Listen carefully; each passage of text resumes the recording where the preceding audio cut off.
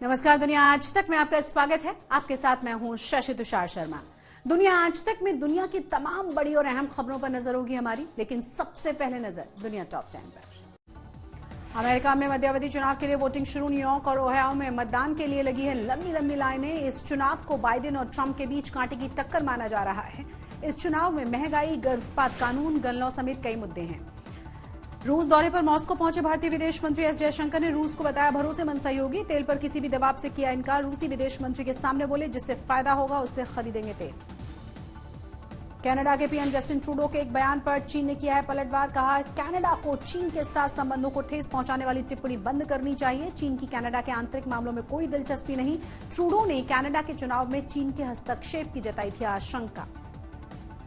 अमेरिकी राष्ट्रपति Joe Biden ने राष्ट्रीय सुरक्षा सलाहकार ने यूक्रेन में युद्ध के दौरान रूस के वरिष्ठ अधिकारियों से संवाद की बात मानी। एनएसए जेके सुल्लिवान ने कहा है कि बातचीत के दौरान जोखिम कम करने और परमाणु हथियारों का इस्तेमाल न करने की सलाह दी गई थी। रूस के खिलाफ लगाए गए प्रतिबंधों को लेकर रूसी केंद्रीय बैंक ने दी चेतावनी। कहा रूस की अर्थव्यवस्था और बैंकिंग क्षेत्र चुनौती के लिए तैयार है। वैश्विक अर्थव्यवस्था पर उनके प्रभाव को कम करके नहीं आंका जाना चाहिए। रूबल इस साल दुनिया की सबसे अच्छा प्रदर्शन करने वाली मुद्रा। अब 27 की बैठक में हिस्सा लेने इजिप्ट के शर्म अल शेख पहुंचे यूएई के राष्ट्रपति ने British PM Rishi Sunak, Israeli राष्ट्रपति समेत कई दिग्गज नेताओं से मुलाकात की। सभी नेताओं ने जलवायु परिवर्तन से निपटने पर बनाई है सहमति। ऊर्जा, ईंधन समेत कई मुद्दों पर चर्चा। इंडोनेशिया में G20 शिखर सम्मेलन से पहले बड़े पैमाने पर सुरक्षा अभ्यास ड्रिल में शामिल हुए इंडोनेशिया की तीनों ही सेनाएं। 15-16 नवंबर को इंडोनेशिया के बाली द्वीप में होगा G20 शिखर सम्मेलन। एयर शो के मौके पर चीन ने दुनिया को फिर से दिखाई है ताकत। हथियारों के वैश्विक व्यापार में दबदबा बनाने के लिए चीन ने किया शक्ति प्रदर्शन। एयर शो में लड़ाकू जेट समेत कई विमान शामिल हुए। वैश्विक महामारी कोरोना वायरस ने चीन में फिर से बढ़ाई है टेंशन। राजधानी बीजिंग में शंघाई समेत कई राज्यों में फिर से तेजी से बढ़ रहे हैं केसेस। 24 घंटे में 7,000 से ज्यादा मामले दर्ज। टेनिस में फ्रांस की कैरोलिन गार्सिया ने जीता है महिला एकल का WTA फाइनल्स का खिताब। फाइनल मुकाबले में कैरोलिना ने आर्यना को 7-6, 6-4 से हराया। अमेरिका में मध्यावधि चुनाव के लिए वोटिंग हो रही है। राष्ट्रपति बाइडेन हो या फिर पूर्व राष्ट्रपति डोनाल्ड ट्रंप, हर कोई अपने अपने उम्मीदवारों के लिए वोटों की अपील करते हुए नजर आ रहे हैं। महंगाई के मुद्दे के इर्द गिर्द हो रहे इस चुनाव के नतीजों से 2024 के राष्ट्रपति चुनावों की तस्वीर भी साफ हो जाएगी। अमेरिका के मध्यावधि चुनाव में डाले जा रहे ये वोट तय करेंगे कि अमेरिकी कांग्रेस में अगले 2 साल किस पार्टी का दबदबा रहेगा। अमेरिका में ये चुनाव ऐसे समय में हो रहे हैं जब महंगाई चरम पर है और राष्ट्रपति जो बाइडेन के लिए घरेलू और अंतर्राष्ट्रीय दोनों मोर्चों पर कड़ी चुनौती है। अमेरिका में हर 2 साल में हाउस ऑफ रिप्रेजेंटेटिव की सभी 435 सीटों और सीनेट की 1/3 सीटों के लिए चुनाव होते हैं। राष्ट्रपति के 4 साल के कार्यकाल के बीच में जब ये चुनाव होते हैं तो इन्हें मध्यावधि चुनाव कहते हैं। मध्यावधि चुनाव जहां बाइडेन के लिए अग्नि परीक्षा है, वहीं इसके नतीजे 2024 के राष्ट्रपति चुनाव की दशा दिशा भी तय कर देंगे। चुनावी रण के बीच पूर्व राष्ट्रपति डोनाल्ड ट्रंप ने संकेत दे दिए हैं कि वो जल्द राष्ट्रपति के तौर पर अपनी उम्मीदवारी का ऐलान करेंगे। I'm going to be making a very big announcement on Tuesday, November 15 at Mar-a-Lago in Palm Beach, Florida. इस बीच राष्ट्रपति जो बाइडेन ट्रंप पर हमलावर हैं और मतदाताओं से लोकतंत्र बचाने की अपील कर रहे हैं। You know, American democracy is under attack because the defeated former president of the United States refuses to accept the results of the 2020 election. He refuses to accept the will of the people.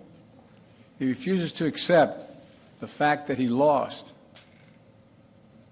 He has abused his power and put the loyalty to himself before loyalty to the Constitution. And he's made a big lie an article of faith in the MAGA Republican Party.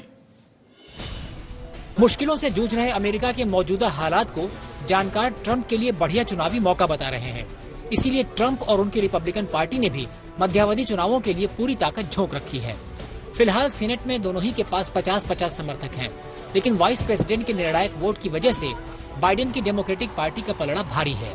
जबकि house of representative की कुल 435 सीटों में Republican के पास Democrat से सिर्फ 8 सीटें कम हैं। संसद के दोनों सदनों की करीब 470 सीटों के लिए 1200 से अधिक उम्मीदवार मैदान में हैं। इस चुनाव से ही 36 राज्यों के गवर्नर भी चुने जाएंगे। मध्यावधि चुनाव तय करते हैं कि अमेरिकी कांग्रेस को कौन नियंत्रित करता है। जिसके पास भी ये ताकत होगी, उसकी किसी कानून के पास होने या न होने देने में भूमिका अहम हो जाएगी। आज तक ब्यूरो। और अब बात करेंगे चीन के शहर जुआई की, जहां एयर शो का आयोजन किया गया और इस दौरान राजधानी बीजिंग समेत कई शहरों में चीनी वायुसेना के विमानों ने करतब दिखाए। इस एयर शो के जरिए जहां चीन ने अपने वायुसेना की ताकत को दुनिया के सामने रखने की कोशिश की है, उसके नागरिक उड्डयन कारोबार से जुड़ी कंपनियों ने भी कई नए चीनी विमानों को दुनिया के सामने पेश किया है। जुआई में हो रहा 14वां एयर शो 8 नवंबर से लेकर 13 नवंबर तक चलने वाला है। बताया यह जा रहा है कि 43 देशों की 740 कंपनियां इसमें हिस्सा ले रही हैं। आपको यह भी बता दें कि वर्तमान में चीन दुनिया का चौथा सबसे बड़ा हथियार निर्यातक देश है। और अब बात करेंगे जापान के शहर ओसाका की, जहां एक पार्क को रंगीन लाइट से इस अंदाज में रोशन किया गया है कि इसे देखने आने वाला हर शख्स बस देखता ही रह गया। इस पार्क में रोशनी के जरिए एक ऐसा अनोखा समा रचा गया जो अपने आप में एक रहस्यमय खूबसूरती लिए हुए है। आप भी देखिए।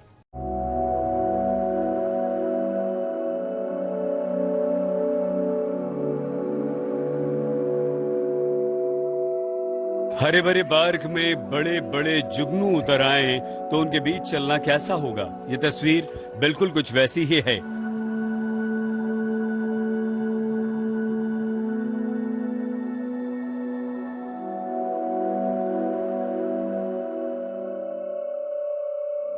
ये जापान के ओसाका में की गई अनोखी लाइटिंग का कमाल है, जिसके द्वारा इस पार्क में एक से बढ़कर एक जादुई माहौल पैदा कर दिया गया।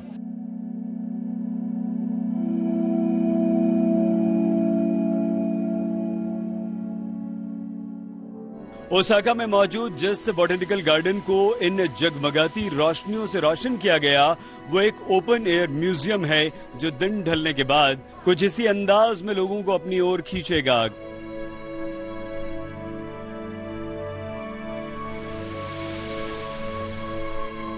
कहीं कहीं तो ऐसा लगा मानो धरती पर सितारे उतर आए हों या फिर रोशनियों के ये बड़े बड़े गुब्बारे। दिल को भा जाने वाले इन रोशनियों को एक लय में पिरोने का काम जापानी कंपनी टीम लैब ने किया है। लगभग 2.5 लाख स्क्वायर मीटर में फैले इस पार्क के बिल्कुल करीब बड़ी सी झील और एक जंगल भी है, जहां कई तरह की प्रजातियों का बसेरा है। इस ओपन एयर म्यूजियम को बनाने वालों की बात माने तो इन्होंने लाइटिंग के द्वारा बारिश, आंधी के साथ पर्यावरण में हो रहे कई तरह के बदलावों को दिखाया है। कंपनी ने यह भी कहा कि वो इस कला के द्वारा पर्यावरण के प्रति लोगों की सोच में अधिक विस्तार करना चाहती है। आज तक ब्यूरो।